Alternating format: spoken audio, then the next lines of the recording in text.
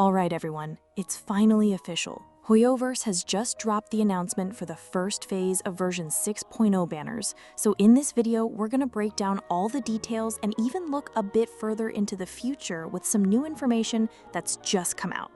Now, Hoyoverse did already confirm this lineup during the livestream, but here's the official banner announcement to look at. Let's start with version 6.0 Phase 1, featuring the Loma banner, Moonsong of the Groves, and the Nahida banner, the Moongrass's Enlightenment, with both set to debut on September 10. These banners will also feature the 4-star characters Barbara, Kuki Shinobu, and Kaveh. Alongside them, the Epitome Invocation Weapon banner will showcase Nightweaver's Looking Glass and 1,000 Floating Dreams. And on top of all that, a Sumeru-based Chronicle banner called Roving Chalice of Dewgrass will also be available during this first phase. Don't forget, there are also some active codes you can redeem for extra Primogems. You can find the links for those in the comments or the description. Just be sure to claim them before they expire. There's also a web event called It Starts in Nod-Krai that is live right now. You can just tap the link in the description or the pinned comment to get 100 Primogems for participating. So with all that on the way, what are your plans for Phase 1 of version 6.0? Are you thinking about pulling for anyone, or are you saving up? Let me know what you're thinking down in the comments. It's always interesting to see everyone's strategy. Now, with the 6.0 update just a couple of days away, we all have to get prepared and ready for what's coming. We need those Primogems. But you might also need to start getting ready for 6.1 because a ton of information regarding the beta has just dropped. Let's get into the topic of Nefer's banner. It looks like she will be paired up with Jehoda, a 4-star Pyro bow user. We will probably see more 4-stars added to her banner, but it's also been said that in the second phase, Furina will be having her rerun. It's also possible that Escoffier could get a very early rerun because she made so much money, and that kind of combo would definitely break some bank accounts. You have to remember, this is a business, and recently they have been releasing characters that just make a lot of money, regardless of how old or new they are. Now, let's get into Nefer's kit, which was actually just updated. For her elemental skill, she leaps into the air and consumes Verdant Dew to fire a strengthened charge attack that's counted as Lunar Bloom damage. For her elemental burst, there isn't a lot of detail, it just says she uses her device to, and then it's just blank.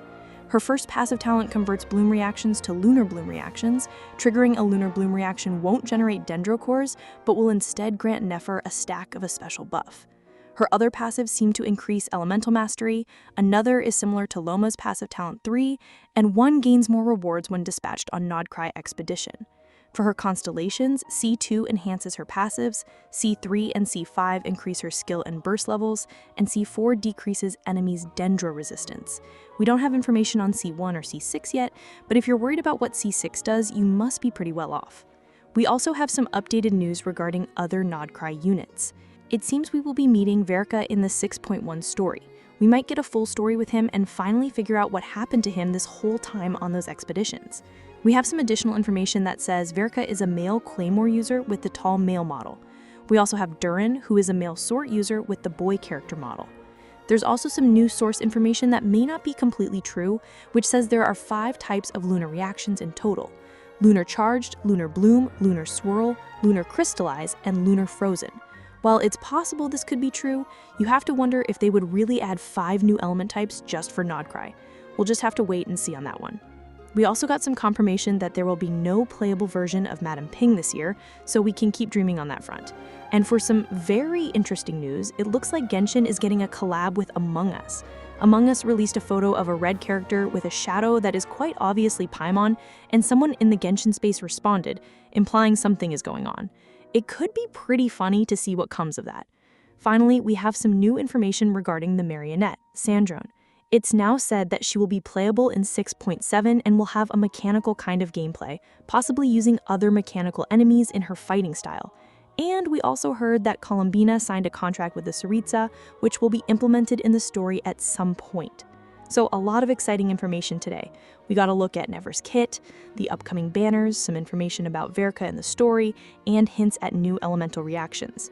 We also got the confirmation of no playable Madame Ping for now, and that wild Among Us and Genshin collab. So are you planning to pull during Phase 1 of version 6.0, or are these leaks making you save for the future? Let us know in the comments. It's always interesting to see everyone's strategy. And as always, take care and subscribe for more updates. I'll see you in the next video. Peace.